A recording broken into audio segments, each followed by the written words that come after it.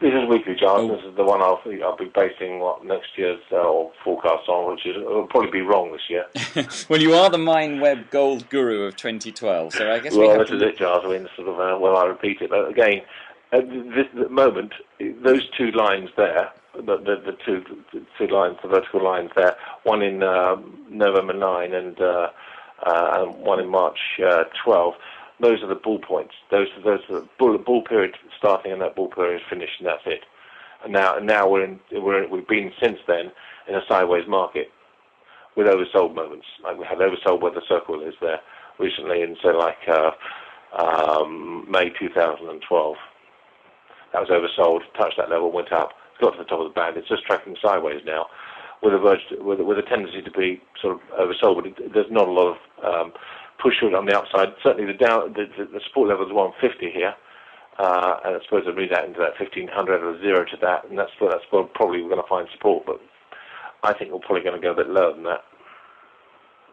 I think we'll go lower than the red support. Yeah, I think we'll probably. Yeah, I'm guessing we might break down from here, because I think the appetite for banks is picking up, and they say that risk appetite is picking up elsewhere. So the world is sort of thawing out, and it takes a while for these things to come through. We can suddenly see it on the chart, but actually it doesn't work, or read about it, understand it, but it takes a while for everyone to unwind those long positions they have, because their beliefs are being challenged by the losses they're being made, or gains they could be making elsewhere.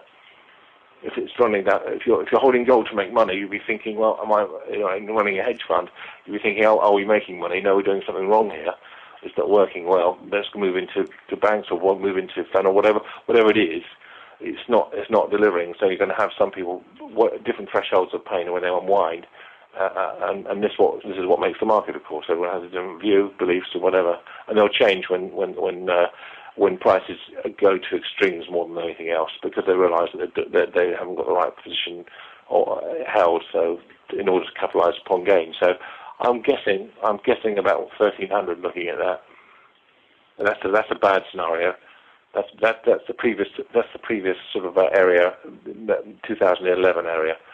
So between 13 and 1500, something like that. Right.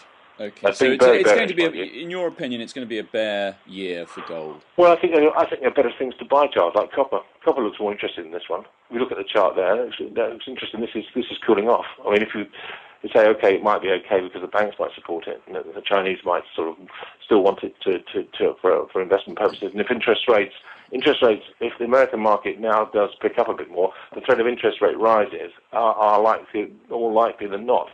And there's light at the end of the tunnel there for the U.S. economy as it stands.